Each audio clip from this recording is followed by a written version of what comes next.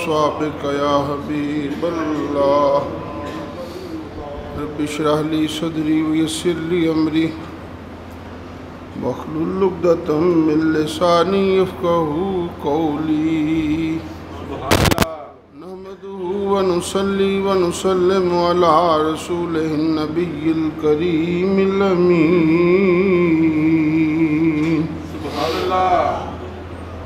أما بعد فأعوذ بالله من الشيطان الرجيم بسم الله الرحمن الرحيم وسيعلم الذين ظلموا أيّ منقلب ينقلبون آمنت بالله صدق الله مولانا العظيم وبلغنا رسوله النبي الكريم الأمين ونحن على ذلك من الشاهدين والشاكرين والمطمئنين والحمد لله رب العالمين وقال الله تبارك وتعالى في شان حبيبه مخبرا وآمرا إن الله وملائكته يصلون على النبي يا أيها الذين آمنوا صلوا عليه وسلموا تسليما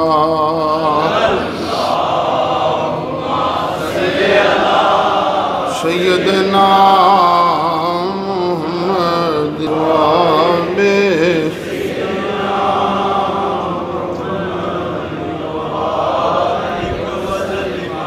حضرات محترم معززین مسامعین اکرام محرم الحرام کا آخری جمعہ،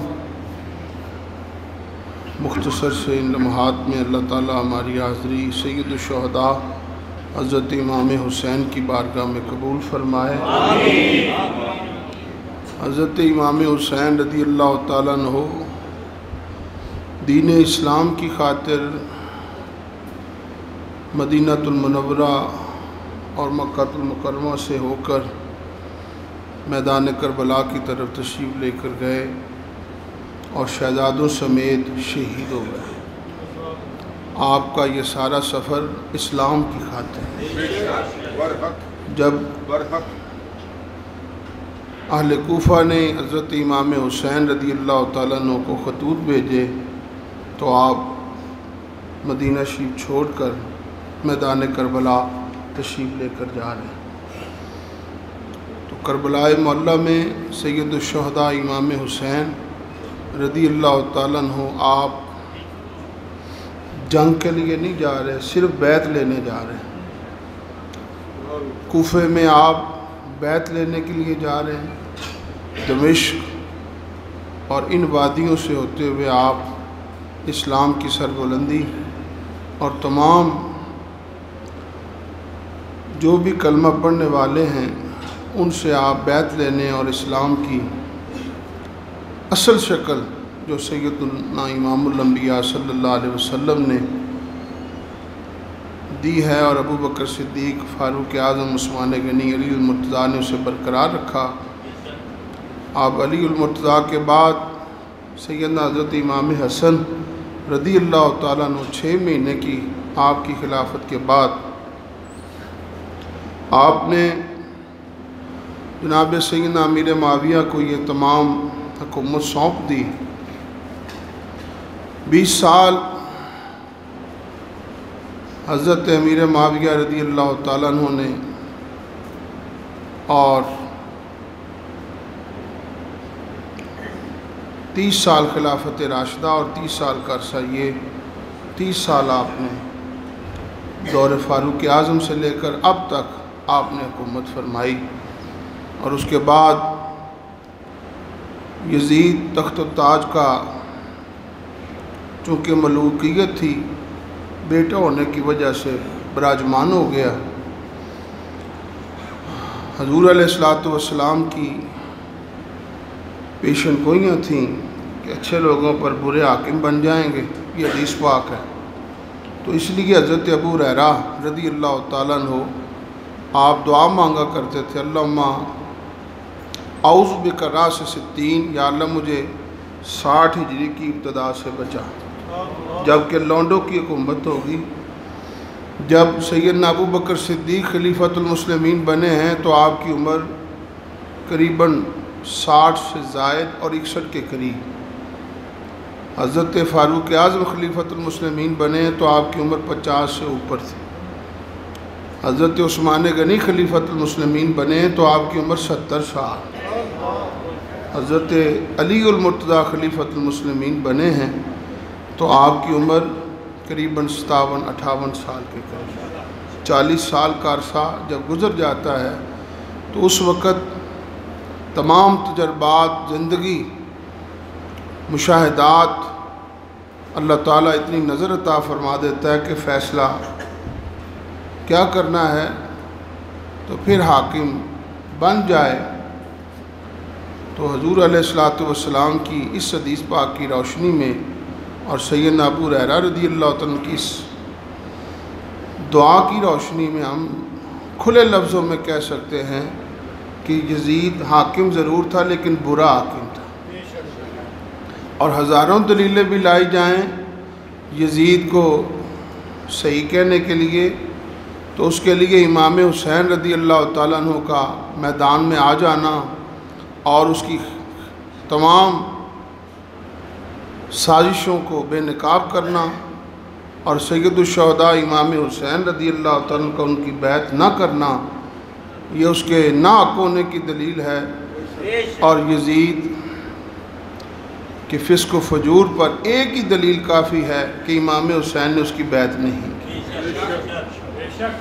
سید الشہداء امام حسین اگر جنگ کے لیے جاتے تو پورا مکہ، پورا مدینہ، صحابہ کرام، تابعین کا لشکر آپ کے ساتھ ہوتا، لیکن آپ لڑنے نہیں جا رہے، صرف بیعت کے لیے جا رہے۔ ایک ایک شہزادہ کربلا میں شہید ہو رہا ہے۔ امام مسلم نے عقیل کو شہید کر دیا گیا، آپ کے دونوں شہزادوں کو شہید کر دیا گیا، اور پہلے کوفیوں کے خطوط آئے، اب حضرت امام مسلم نے عقیل کا خط آیا تو آپ نے روانگی کا ارادہ فرمایا، کربلا معلیٰ میں خیمے نصب کیے شہزادیوں کے لیے۔ تو یہ بھی اس بات کی دلیل ہے کہ میدان جنگ میں بھی آپ نے پردے کا اہتمام فرمایا، اور اس کے ساتھ ساتھ ظلم و تشدد کی اس وادی میں سید الشہداء امام حسین رضی اللہ تعالیٰ عنہ استقامت کے ساتھ لڑتے رہے اور خود شہید ہو گئے۔ اس شہادت کے بعد آپ تاریخ کربلا کا مطالعہ کیجئے کہ یزید نے جتنا بڑا ظلم کیا ہے امام حسین اور کربلا کے ان شاہ سواروں پر، کہ اس زوم میں کہ 20 سال میں حکومت کروں گا، پھر میرے بیٹے حکومت کریں گے، پھر میرے پوتے، پھر آنے والی نسلیں، یہ سلسلہ جاری و ساری رہے گا۔ کتنا عرصہ زندہ رہا، کتنا عرصہ حکومت رہی، کتنا عرصہ وہ اس تمام مال کو استعمال کرتا رہا اپنی عیاشی کے طور پر۔ تو تاریخ کربلا اس بات کی شاہد ہے۔ 61 ہجری میں واقع کربلا ہوا ہے، 64 ہجری میں یزید پکڑا گیا۔ 3 سال کے بعد، ظالموں کی مدت 1 سال 6 مہینے، 1.5 سال، 2 سال، 3 سال سے زیادہ نہیں ہوتی۔ وہ بڑا یزید پکڑا گیا ہے تو چھوٹے چھوٹے یزید کیسے بچ سکتے ہیں؟ اللہ تعالیٰ نے ارشاد فرمایا وَسَيَعْلَمُ الَّذِينَ ظَلَمُوا أَيَّ مُنقَلِبٍ يَنقَلِبُونَ۔ ان قریب ظالم دیکھ لیں گے وہ کس کروٹ پلٹا کھائیں گے۔ اللہ انہیں کیسے پکڑے گا؟ جب ظالم ظلم کرتا ہے تو اللہ کی پکڑ میں آ جاتا ہے، پھر مظلوم کا درمیان سے واسطہ ہٹ جاتا ہے۔ رب کہتا ہے میں جانوں یا ظالم جانوں۔ اِنَّ بَطْشَ رَبِّكَ لَشَدِيدٌ، بے شک تیرے رب کی پکڑ بڑی سخت ہے۔ امیل کو ذبح کر دیا گیا۔ حضرت موسیٰ علیہ السلام کے زمانے میں چچا زاد بھائی نے دیکھا جائیدادیں ہیں، بنگلے ہیں، ہیرے ہیں، جواہرات ہیں، سونا ہے، چاندی ہے. اس نے کہا سب کچھ مجھے مل جائے گا اسے ذبح کر دو. جب ذبح کر کے اس کی لاش کو دوسری بستی کے دروازے پہ رکھ آیا اور ساری رات روتا رہا. قوم جمع ہو گئی. اس نے کہا کیا ہوا ہے؟ کہا میرے چچا زاد بھائی کو کسی نے ذبح کر دیا. کہا پھر موسیٰ علیہ السلام ہی فیصلہ کر سکتے ہیں. جناب موسیٰ علیہ السلام کے پاس سارے روتے ہوئے پہنچے، خوب چیخ رہے ہیں، خوب چلا رہے ہیں، یعنی جرم چھپ جائے. سیدنا موسیٰ علیہ السلام، آپ کو تو پتہ یہی قاتل ہے بے ایمان. آپ نے فوراً اظہار نہیں کیا. حضرت موسیٰ علیہ السلام کو خبر ہے. فرمایا کیا چاہتے ہو؟ کہا اللہ سے پتہ کریں کہ قاتل کون ہے. یعنی وہ بنی اسرائیلی تھے اور بگڑے ہوئے یہودی تھے، بگڑے ہوئے، لیکن انہیں یہ پتہ تھا نبیوں کے پاس جائیں تو مشکل حل ہو جاتی ہے. نبیوں کے پاس جائیں تو مشکل حل ہو جاتی ہے. بگڑے یہودیوں کا عقیدہ یہ ہے، اور یہاں کلمہ پڑھ پڑھ کے کہتے ہیں ہمیں حضور کے وسیلے کی ضرورت نہیں. اللہ حضرت عظیم البرکت فرماتے ہیں اور تم پر میرے آقا کی عنایت نہ سہی، اور تم پر میرے آقا کی عنایت نہ سہی، نجدیو کلمہ پڑھانے کا بھی احسان گیا.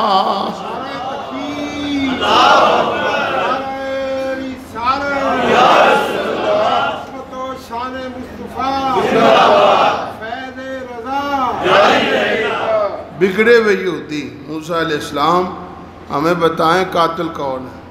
حضرت موسیٰ علیہ السلام فرماتے ہیں ان اللہ یامرکم ان تذبحوا بقرہ، کہ اللہ تمہیں حکم دیتا ہے گائے ذبح کرو، گائے کو ذبح کرو، اور گائے کے گوشت کا کچھ حصہ مقتول کے جسم کے ساتھ لگاؤ تو وہ فوراً بتا دے گا میرا قاتل کون ہے. خود زندہ ہو جائے گا اور بتا دے گا. موسیٰ علیہ السلام نے بتایا تو یہ گائے کا ذبح کرنا بھی اس میں اشارہ تھا کہ وہ گائے کو خدا مانتے تھے. ربوبیت ان کے ذہن میں سمائی ہوئی تھی. فرمایا گائے رکھنے کے لیے نہیں ہے، ذبح کرنے کے لیے. گائے رکھنے کے لیے نہیں ہے بلکہ ان کے ذہنوں سے یہ بات خارج کرنی تھی گائے خدا نہیں ہے، گائے رب نہیں ہے. گائے کو تم پوجا پاٹ کرتے ہو، گائے تو ذبح کرنے کے لیے ہے. تو سارے جتنے بھی ہندو ہیں بیوقوف، ہم تمہاری پوجا پاٹ والی ماں کو ذبح کرتے ہیں، اس کے کباب بنا کر کھاتے ہیں. مسلمان اس کے کباب بنا کر کھاتے ہیں. کیوں جی؟ اور جنہوں نے فتویٰ دیا گائے کا ذبح کرنا ناجائز ہے، اب وہی سوچیں کہ قرآن پاک کے خلاف جا رہے ہیں کہ قرآن پاک کے حق میں جا رہے ہیں. کیوں جی؟ گائے تو حلال جانور ہے، کسی صورت میں بھی حرام نہیں ہو سکتا. ایسے ایسے کل نام نے آج کلمہ پڑھنے والے ہیں جنہوں نے ناجائز قرار دیا. حضرت موسیٰ علیہ السلام نے فرمایا گائے کو ذبح کرو. کوئی بھی گائے لے آتے اس کا گوشت لگاتے تو مردہ اٹھ کر بیٹھ جاتا، لیکن قوم بڑی سمجھدار اور وقت کو گزارنے کے لیے خون جتنا ٹھنڈا ہو جائے اتنا ہی اچھا ہے. سیدنا موسیٰ علیہ السلام سے کہا گائے کا رنگ کیسا ہو، گائے کی عمر کتنی ہو، گائے کیسی ہو. حضرت موسیٰ علیہ السلام نے اللہ کی بارگاہ میں عرض کی یا اللہ یہ قوم پوچھتی ہے گائے کا رنگ کیسا ہو، گائے کا صورت کیسی ہو، گائے کا عمر کتنی ہو. رب کائنات نے ارشاد فرمایا لا تسقل حرث، اس سے زمین نہ جوتی گئی. مسلمۃ لا شیۃ فیہا، بالکل سالم ہو، اوانم بین ذالک، ادھیر عمر کی ہو، نہ جوان ہو نہ بوڑھی ہو، اور رنگ کیسا ہو؟ بقرۃ صفراء، اس کا رنگ بوڑھا ہو، یعنی یہ نسواری کلر، اس کا رنگ بوڑھا ہو، بڑا گہرا مائل، طبیعت کو خوش کر دے۔ ذبح کرو گے تو پھر اس کے قاتل کے جسم کے ساتھ اس کا ٹکڑا لگاؤ گے، فوراً اٹھ کر بیٹھ جائے گا۔ تفاسیر کے اندر موجود ہے، کوئی بھی گائے لاتے ذبح کرتے، لیکن بار بار پوچھنے کی وجہ سے تاکہ یہ قاتل بچ جائے، لیکن انہیں کیا خبر ہے کہ پاکستانی کوڈ نہیں ہے، یہ کلیم اللہ کی کوڈ ہے، یہاں سے نہیں بچ سکتے، موسیٰ علیہ السلام کی کوڈ سے نہیں بچ سکتے۔ تفاسیر کے اندر 40 سال لگ گئے گائے ڈھونڈتے ڈھونڈتے۔ کیسی یہودی قوم ہے، کیوں جی؟ جاتے ہیں، مال اڑاتے ہیں، خوب کھاتے ہیں، وہ مقتول کا سونا بیچتے ہیں، پلاٹ بیچا کھا رہے ہیں، سونا بیچا کھا رہے ہیں، دوسرا مال بیچا وہ بھی کھا رہے ہیں، 40 سال لگ گئے۔ تو گائے کی قیمت کیا ہے؟ بڑا لمبا واقعہ ہے، لیکن صرف اشارہ عرض کرنا چاہتا ہوں۔ 40 سال کے بعد گائے ملی، لائے گئے، ذبح کی گئی، اور قاتل کے جسم کے ساتھ وہ ٹکڑا لگایا گیا، مردہ فوراً اٹھ کر بیٹھ گیا، اس کی گردن سے خون کے فوارے جاری ہو گئے، اور جس نے رونے دھونے کا بہت بڑا مذاق کیا، 40 سال مذاق کرتا رہا، مقتول نے کہا یہی میرا قاتل ہے۔ کیوں جی؟ کل میدان کربلا میں پوچھا جائے گا حسین ابن علی تیرا قاتل کون ہے، تو آپ کا اشارہ یزید کی طرف ہوگا۔ کیوں جی؟ یہ ہے میرا قاتل، آج اسے بچا رہے ہو، یزید پر پردہ ڈالنا چاہتے ہو، یزید امام حسین کا قاتل ہے۔ عمیل اس نے کہا یہی میرا قاتل ہے، اور امام حسین کہیں گے یزید ہی میرا قاتل ہے۔ کیوں جی؟ سرداد نداد دست در دست یزید، حقا کے بنا لا الہ است حسین۔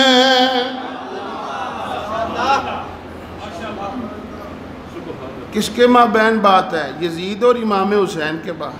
کیوں جی؟ سید الشہداء امام حسین۔ اگر یزید اتنا ہی اچھا ہے تو پھر بتاؤ کربلا کے واقعے کے بعد اس نے بیت اللہ کا غلاف کیوں جلایا؟ بیت اللہ کی چھت کیوں جلائی؟ حجر اسود کو 2 حصوں میں ٹکڑے کیوں کیا؟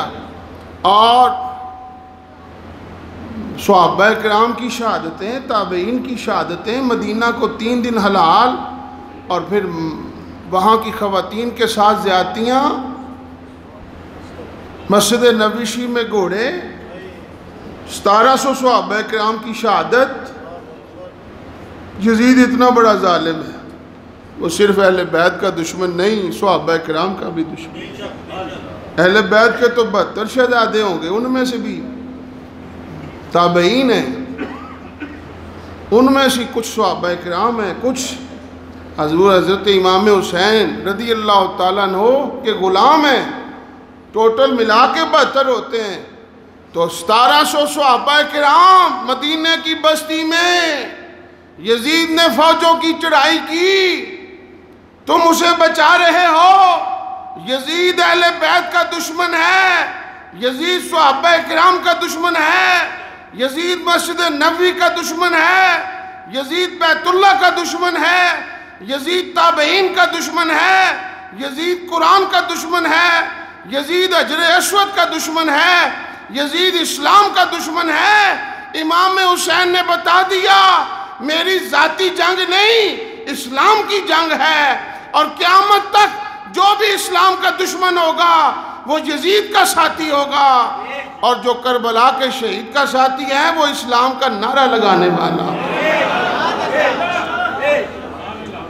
سید الشہداء امام حسین رضی اللہ تعالیٰ نے بتایا ہے یزید ساری برائیوں کی جڑ ہے، اس لیے ہم اپنا پاک ہاتھ اس کے ناپاک ہاتھ میں نہیں دینا چاہتے۔ آ رہی سمجھ؟ حضرت امام حسین رضی اللہ تعالیٰ عنہ آپ کا اس کی بیعت نہ کرنا اس کے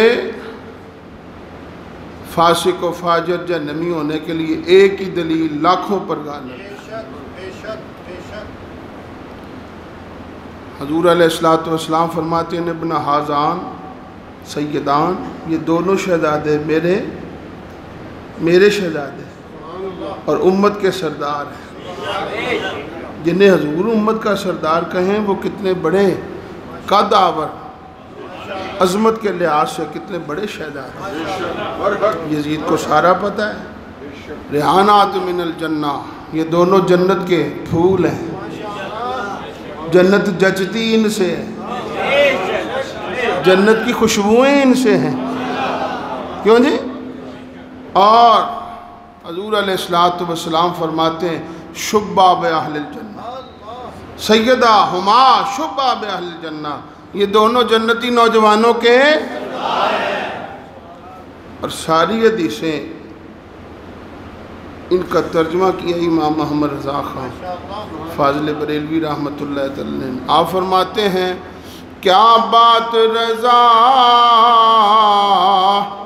اس چمنستان کرم کی، زہرا ہے کلی جس میں حسین اور حسن پھول۔ دنیا کے پھول ہوتے ہیں، کٹ جائیں خوشبوئیں بھی ختم ہو جاتی ہیں، تر و تازگی بھی ختم ہو جاتی ہے، مرجھا جاتے ہیں، لیکن یہ ایسے پھول ہیں جو کٹ جانے کے بعد قیامت تک اسلام کو مہکاتے رہیں، اور جنتیں بھی مہکیں گی تو انہی کے ساتھ۔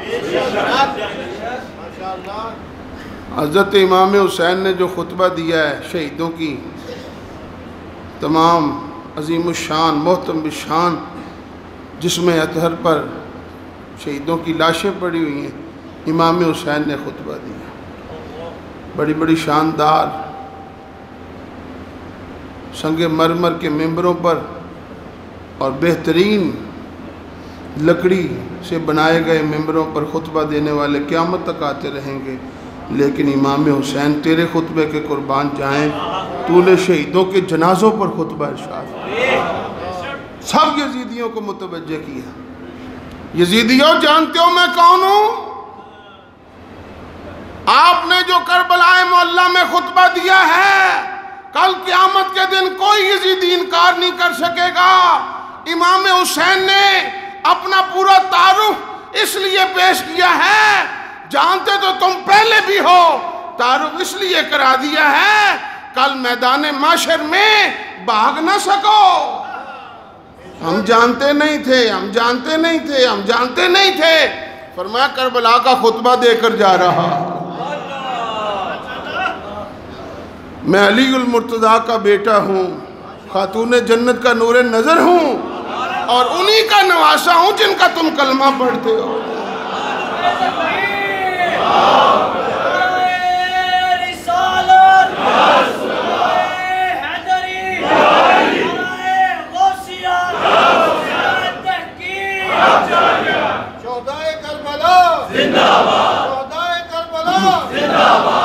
انہی کا نواسا ہوں جن کا تم کلمہ پڑھتے ہو۔ کیوں جی؟ پھر ان ظالموں کو کہنا پڑا حضور بیعت کا سوال ہے، آپ بیعت کر لیجئے، ہم بالکل تلواریں نیچے کر دیں۔ حضرت امام حسین رضی اللہ تعالیٰ فرماتے ہیں اگر میں نے بیعت ہی کر لینی تھی تو مدینے میں کر لیتا، پھر میں نے مدینہ کیوں چھوڑا؟ اگر میں نے بیعت ہی کر لینی تھی تو میں نے مکہ المکرمہ کیوں چھوڑا؟ حاجی حج کو جا رہے ہیں، امام حسین کربلا جا رہے ہیں، کیوں جی؟ سید الشہداء تیری عظمتوں کے قربان جائیں، تیری اسلام کی محبت کے قربان جائیں۔ مجھے تو یوں سمجھ آتی ہے حضور نے اپنا بیٹا امام حسین پہ قربان کیا ہے، اور امام حسین نے اپنا تن من دن سب اسلام پر قربان کیا۔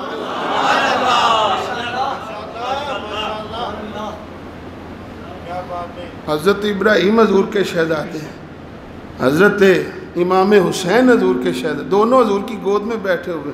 جبریل آئے، یا رسول اللہ ایک شہزادہ اللہ کی بارگاہ میں پیش کر۔ ابراہیم کا انتقال ہو گیا 3 دنوں کے بعد۔ حضور علیہ السلام فرماتے مرحبا بمن فدیت ابنی، اے حسین ابن علی تو کتنا خوش نصیب ہے، تجھ پر میں نے اپنا شہزادہ قربان کر دیا۔ اپنا بیٹا یہ آپ کے پاس آ رہے ہیں مانا، جو ہمارے ممبران تعاون فرماتے ہیں ہمارے ادارے کے متعلق، کم از کم 1000 جن کے پاس ہے، جن کے پاس نہیں ان سے ہم صرف توجہ دلانا چاہتے ہیں، جن کے پاس نہیں وہ دعا کریں، اور جن کے پاس ہیں وہ ضروری ساتھ دیں۔ جن کو اللہ نے توفیق دی ہے، اور توفیق کے ہوتے ہوئے نہ لیں تو پھر اللہ تعالیٰ بہتر جانتے ہیں۔ جن کے پاس ہیں وہ مہربانی فرمائیں، کم از کم 1000 روپے اس ادارے، تاکہ جلدی تعمیر ہو جائے، اور وہاں پر بھی اسلام اور اہل سنت و جماعت قیامت تک رسول پاک صلی اللہ علیہ وسلم کی نعتیں اور دین اسلام کی خدمت ہوتی ہے۔ حضرت امام حسین رضی اللہ تعالیٰ عنہ آپ نے خطبہ دیا ہے، فرمایا مجھے جانتے ہو میں کون ہوں، پہچانتے ہو میں کون ہوں، میں انہی کا نور نظر ہوں جن کا تم کلمہ پڑھتے ہو۔ سید الشہداء امام حسین فرماتے ہیں اگر میں نے بیعت ہی کر لینی تھی تو پھر میں نے مدینہ جیسا شہر کیوں چھوڑا، مکہ شریف کیوں چھوڑا، اور پھر کربلا مولا کی وادیوں میں سید الشہداء امام حسین فرماتے ہیں یہ 72 تن شہید ہو چکے ہیں۔ حضرت علی اصغر شہید 6 مہینے کا بچہ، کیوں جی لوح محفوظ پہ نام دیکھا امام حسین رضی اللہ، شہیدوں کی لسٹ میں نام ہے، 6 مہینے کا بچہ اٹھ کر چل کر نہیں جا سکتا، خود اٹھا کر لائے۔ یہ ان کی زبانیں گدھیوں سے کھینچی جا رہی ہیں۔ ظالموں، علی اصغر کے لیے پانی بھیک نہیں مانگی، کل قیامت کے دن ان کی زبانیں گدھیوں سے کھینچنے کے لیے، کیوں جی کل یہ نہ کہیں ہم نے دیکھا نہیں تھا بچے بھی ساتھ ہیں۔ سید الشہداء امام حسین رضی اللہ تعالیٰ عنہ جب فرمایا وہ شہزادے بھی میں نے شہید کرا دیے، جاؤ جا کر یزید کو کہہ دو ہم کسی صورت میں اس کی بیعت کرنے کے لیے تیار نہیں۔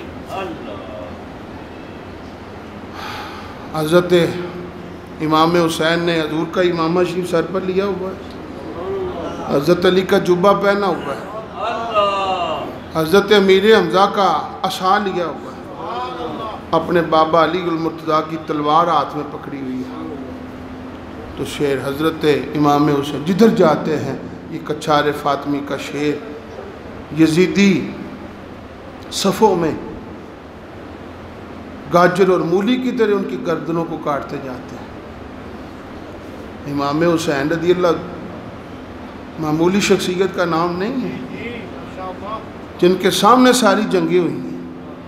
حضرت امام بہت بہادر ہیں، جدھر جاتے ہیں تلوار اٹھاتے ہیں، یزیدیوں کے ساتھ لب فرات سرخ ہو رہا ہے، درع فرات ان کی خون سے سرخ ہو رہا ہے۔ حضرت امام حسین رضی اللہ تعالیٰ شمر نے کہا، اور جتنے بھی سپاہی تھے انہوں نے کہا اگر یہ اسی طرح سروں کو کاٹتے رہے تو 70 کے 70,000 امام حسین سب ذبح کر دیں۔ اگر تم اپنی بچت چاہتے ہو تو تیروں کی بارش کرو امام حسین۔ بارش ہوئی تیروں کی ولی ابن ولی پر، اور سب ٹوٹ پڑے ایک حسین ابن علی پر۔ اور قبلہ عاشق مصطفیٰ حضرت علامہ الہی بخش قادری رحمۃ اللہ تعالیٰ علیہ، یہ بھی ان کی توجہ آج سے پہلے سوچا نہیں ہوتا لیکن یہ ان کی توجہ عاشق و فکرہ ذہن میں آ جا فرمایا کرتے تھے میں نے تاریخ کربلا کا بڑا مطالعہ کیا ہے کہ مجھے ایک زخم بھی امام حسین کی پشت پہ نظر آیا، ایک زخم بھی امام حسین کے پیچھے نہیں، جتنے زخم ہیں سب سینے پر ہیں، پیشانی پر ہے، آگے زخم آئے پیچھے نہیں۔ پھر آپ اس کا فائدہ بیان کیا کرتے تھے، فرمایا بگوڑوں کے پیچھے زخم ہوتے ہیں، بہادروں کے سینوں پر زخم ہوتے ہیں۔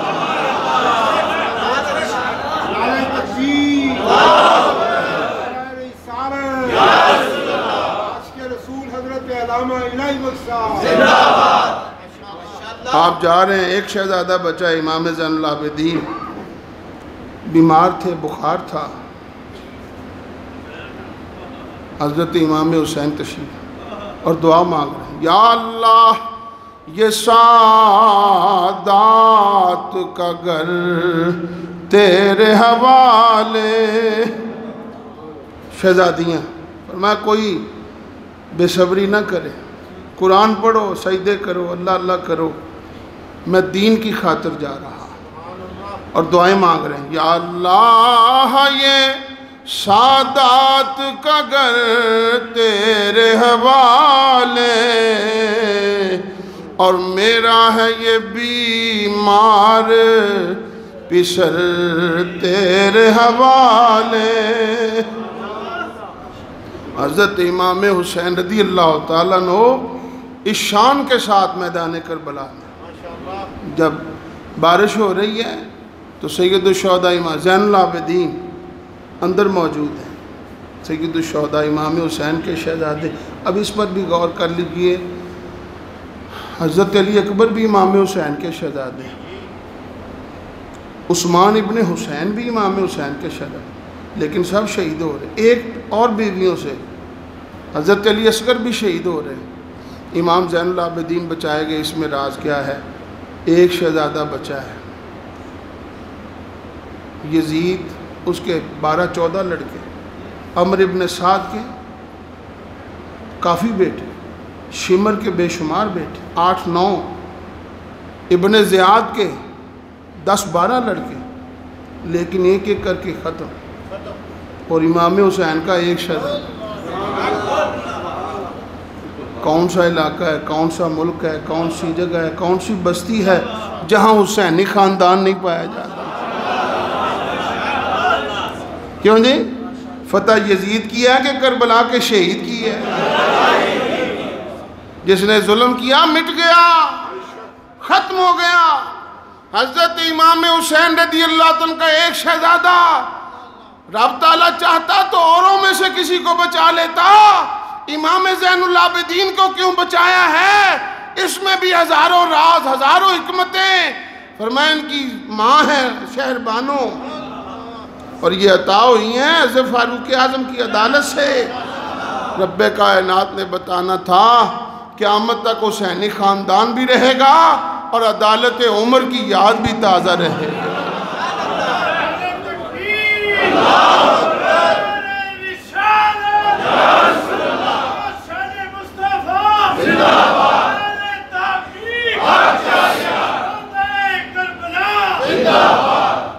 سر جا رہا ہے امام حسین کا، شہزادوں کے سر جا رہے ہیں، شہیدوں کے سر کاٹے گئے جا رہے ہیں۔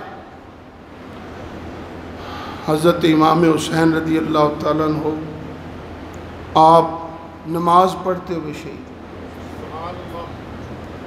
خطبہ دیتے ہوئے شہید، دعائیں مانگتے ہوئے شہید، قرآن پڑھتے ہوئے شہید۔ یہ سبق دیا ہے، جان جاتی ہے جائے نماز نہ جائے، جان جاتی ہے جائے تلاوتیں، جان جاتی ہے جائے سجدے نہ جائے۔ حضرت امام حسین رضی اللہ عنہ نے یہ اسباق دیے ہیں، اور سب شہیدوں کے سروں کو کاٹا گیا۔ سب شمر کہہ رہے تھے، ابن زیاد کہہ رہا تھا دیکھو جی ہماری فتح ہوگا، قدرت کہہ رہی تھی جو سر کٹ جانے کے بعد بلند ہے فتح تو ان تھی۔ کربلا سے کوفے کا سفر ہوا، کوفے کی سرزمین سے امام حسین کا کٹا ہوا سر گزر رہا ہے، اور سارے شہیدوں کے سر گزرے۔ ایک قاری قرآن قرآن کی تلاوت کر رہا ہے، اور ان کلمات پہ پہنچا سورہ کہف پڑھتے ہوئے ام حسبتا انا اصحاب الکہف والرقیم کانوا من آیاتنا عجبا۔ اصحاب کہف اور رقیم کا واقعہ کتنی عجیب آیتوں میں سے ہے۔ 300 سال کے بعد زندہ ہوئے۔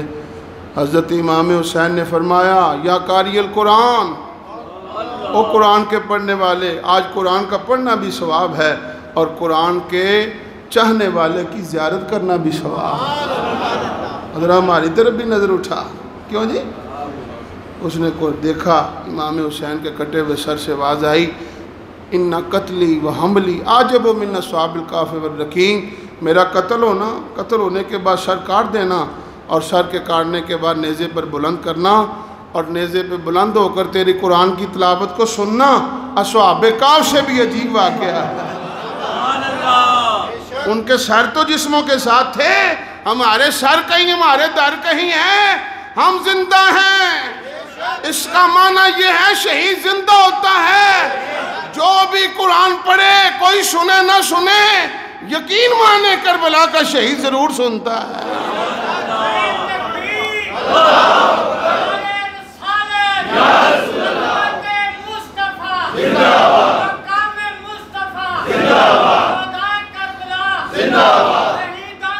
ماشاءاللہ۔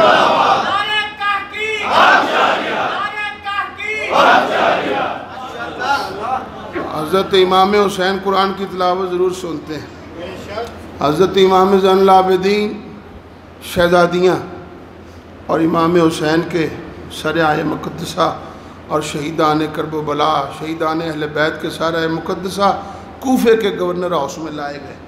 ابن زیاد تخت پر بیٹھا ہے،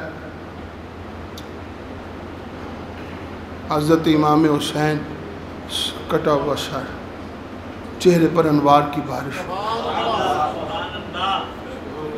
اب کوفے سے دمشق یزید بدنہاد، یزید پلید ابن زیاد بدنہاد، یزید نے دیکھا امام حسین اور شہیدوں کے سروں، نیچے آیا، اپنی چھڑی امام حسین کے ہونٹوں کے ساتھ لگایا۔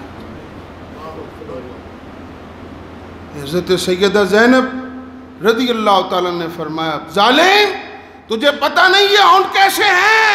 یہ وہ ہیں جنہیں حضور علیہ السلام بوسہ لیا کرتے ہیں۔ ان ہونٹوں سے حضور بوسہ لیا کرتے ہیں۔ میرے آقا صلی اللہ علیہ وسلم جب انہیں پیاس محسوس ہوتی تھی تو اپنی زبان ان کے منہ میں ڈال دی، چھڑی لگا رہا ظالم۔ تو یہ یزید کی حرکت ٹھیک تھی؟ سارے بولو۔ اس نے کہا حسین ابن علی میری بیعت نہ کر کے آخر تم شہید ہو گئے، کٹ گئے، قتل ہو گئے۔ اور زین العابدین اور دیگر شہیدان کربلا کے سرائے مقدسہ خوشبوئیں آ رہی۔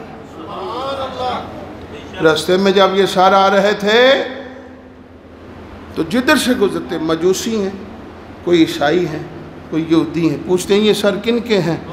تو کہنے والے بتانے والے بتاتے ہیں یہ سر حضور علیہ السلام کے نواسوں کے، شہزادوں کے، خاندان نبوت کے۔ انہوں نے کہا ظالموں جن کا تم کلمہ پڑھتے ہو انہی کے سر کاٹ لو۔ کیوں جی؟ یہودیوں نے شرم دلائی یزیدیوں کو، معلوم ہے یہودی بھی بڑے ظالم ہیں، یزیدیوں تم ان سے بھی بڑے ظالم ہیں، اور آج یزید کو بچانے کی کوشش کر رہے ہو۔ سیدنا امام زین العابدین اور شہزادیاں موجود ہیں۔ یزید نے کہا دیکھو ہمارے اسی طرح سارے سسٹم چل رہے، رونقیں بحال ہیں۔ حضرت امام زین العابدین رضی اللہ عنہ فرمایا ایک وقت آئے گا تیری رونقیں ختم ہو جائیں، تیری آہو پکار ختم ہو جائے، تیرا تخت و تاج لپیٹ دیا جائے۔ دور سے ایک اذان کی آواز ہے۔ حضرت امام زین العابدین نے فرمایا یزید تو نے اپنا شور و غوغا سنا ہے، ذرا ہمارے گھر کی آوازیں بھی سنا۔ قبلہ حضرت علامہ علیہ وقت صاحب فرماتے ہیں یہ اذان دینے والا کو اور نہیں تھا، جبریل تھا۔ جبریل کو حکم اذان دو تاکہ اہل بیت نبوت کے گھر کی آوازیں بھی بلند ہو جائیں۔ یزید، اس کا تمام، نمرود، فرعون، جتنے بھی ظالم ہیں، ہلاکو، اکبر اور پاکستان کی تاریخ کے ظالم سارے لپیٹے گئے۔ کیوں جی؟ ان کے خاندان لپیٹ دیے گئے، سب صفحہ ہستی سے مٹ گئے، جنہوں نے ظلم کیا تھا سارے مٹ گئے۔ اور امام حسین کا ذکر گلی گلی کوچے کوچے میں ہو رہا ہے۔ یزید پکڑا گیا، شمر پکڑا گیا، ابن زیاد پکڑا گیا، 6 سال کے بعد ابن زیاد پکڑا گیا۔ اس کا مقابلہ مختار ثقفی کی فوجوں کے ساتھ ہوا۔ 10 محرم جمعے کا دن اور دریائے فرات کا کنارہ، اور اس کا مقابلہ ہو رہا ہے۔ فوجی بھاگ رہے ہیں، جو بھاگتا ہے کتا اسے پکڑ کر مار دیا جاتا ہے، اس کا سر تن سے جدا کر دیا جاتا ہے۔ یہ بات حدیث پاک کی شروحات میں موجود ہیں۔ محققین علماء اکرام اور محدثین فرماتے ہیں نبی کا فدیہ 70,000 انسان ہوتے ہیں۔ یہودیوں نے نبیوں کو قتل کیا ہے تو 70,000 ان کا فدیہ ہے۔ ایک نبی کا فدیہ 70,000 انسان۔ وہ عام بندہ ہو تو اس کا فدیہ ایک انسان کا قصاص ایک انسان ہے، لیکن نبی کی شان یہ ہے کہ ان کا قصاص 70,000 ہے۔ اور حضرت عثمان غنی اور امام حسین، یہ 2 شخصیتیں ایسی ہیں، نبی نہیں ہیں لیکن ان کا خون بہا نبیوں جیسا ہے۔ ان کا خون بہا 70,000 انسان، 70,000 یزیدی مارے گئے۔ یزید مارا گیا، ابن زیاد کا سر کاٹا گیا، کوفے کے گورنر ہاؤس میں لایا گیا۔ اب مختار ثقفی تخت پر بیٹھا ہے، ابن زیاد کے سر پر لعنت و پھٹکار برس رہی ہے، اور دیکھنے والوں نے دیکھا 6 سال پہلے امام حسین کے چہرے پر نور کی بارشیں ہو رہی ہیں۔ آخری بات اگر تفصیل کی جائے تو بڑے وقت کی ضرورت ہے۔ ابن زیاد کا آج قبر ڈھونڈنا مشکل ہے، یزید کی قبر ڈھونڈنا مشکل ہے، اور پتہ بھی لگ جائے تو کیا کریں گے لوگ؟ سارے بولو، بلکہ جوتی پکڑ کے مارے۔ کیوں جی؟ صحیح ہے غلط ہے؟ اور امام حسین کا روزہ،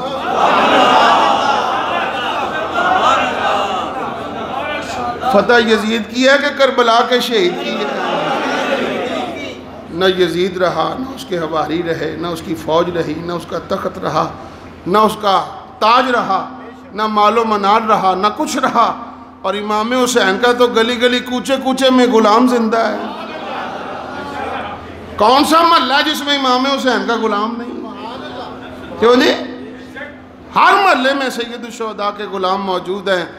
نہ یزید کا وہ ستم رہا، نہ زیاد کی وہ رہی جفا، جو رہا تو نام حسین کا، جو رہا تو نام حسین کا۔ سارے پڑھو، جو رہا تو نام حسین، جو رہا تو نام حسین کا، جو رہا تو نام حسین کا، جسے زندہ رکھتی ہے کربلا۔ وہ بادشاہ تھے، نام و نشان مٹ گیا، اور یہ مسافر تھے۔ کیوں جی؟ مسافرانہ حالت میں شہید کیا گیا۔ حضرت حر کا روزہ ہے، غلام اجنبی، اس کا بھی روزہ موجود ہے۔ امام مسلم ابن عقیل کا روزہ موجود ہے۔ کوفے کی جامع مسجد میں حضرت محمد اور ابراہیم کے مزارات دریائے فرات کے کنارے پر موجود ہیں۔ حضرت قاسم کی قبر موجود ہے، حضرت اون و محمد کی قبر موجود ہے، حضرت عباس جو حضرت امام حسین کے سگے بھائی نہیں لیکن حضرت علی کے شہزادے ہیں، شمر نے بلایا آجا میری طرف، لیکن امام حسین کی غلامی آپ نے نہیں چھوڑی۔ فرمایا میں سب کچھ قربان کر سکتا ہوں، امام حسین کی غلامی قربان نہیں کر سکتا۔ جیسا روزہ امام حسین کا ہے ایسا ہی روزہ حضرت عباس ابن علی کا۔ جو بندہ نیا جائے پہچان نہیں سکتا یہ روزہ کس کا، یہ روزہ میدان ہے دونوں طرف بھول جاتے لوگ، یہ روزہ کس کا ہے، یہ روزہ۔ جیسا روزہ حضرت امام حسین کا ہے ایسا ہی روزہ حضرت عباس ابن اور غلامی فائدہ دیتی ہے کہ نہیں؟ ہم اہل بیت کے بھی غلام ہیں، صحابہ کرام کے، کیوں جی؟ وہ کہتا ہے کہ ذاکر کہتے ہیں، مجتہد کہتے ہیں کہ امام حسین کا غلام 30 میل کے ایریے میں دفن ہو جائے کربلا میں تو جنتی ہے۔ تو حضرت میاں میر صاحب رحمۃ اللہ علیہ نے فرمایا مجتہد تو کہتا ہے 30 میل کے ایریے میں جو دفن ہو جائے جنتی ہے، تو جو یاران مصطفیٰ گنبد خضرا میں حضور کے ساتھ ہی لیٹے ہوئے ہیں، ابو بکر صدیق کی صداقت پر کوئی شک کر سکتا ہے؟ فاروق اعظم کی شان میں کوئی شک کر سکتا ہے؟ اور جنہیں حضور نے سینوں کے ساتھ سجایا ہے ان کا مقام کتنا بلند ہوگا؟ کیوں جی؟ تم نے مجتہدین غلط کام کیا ہے۔ امام حسین رضی اللہ تعالیٰ عنہ کی غلامی میں 30 میل کے ایریے میں جو دفن ہو جائے تمہارے عقیدے میں وہ جنتی ہے، اور ہمارا عقیدہ یہ ہے امام حسین کا غلام جہاں بھی دفن ہو جائے جنتی ہے۔ اور بات یاد رکھنا، جتنے بھی دشمنان اسلام ہوں گے، جتنے بھی دشمنان امام حسین ہوں گے، ان کی قبروں کا نشان مٹ جائے گا۔ یہ فکرہ میرا یاد رکھنا اور پلے باندھ لو، امام حسین کا غلام، صحابہ کرام کا غلام مر جائے گا، قبر قیامت تک سلامت رہے گا۔ غلامی کر کے تو دیکھو، اللہ تعالیٰ ہماری حاضری قبول فرمائے۔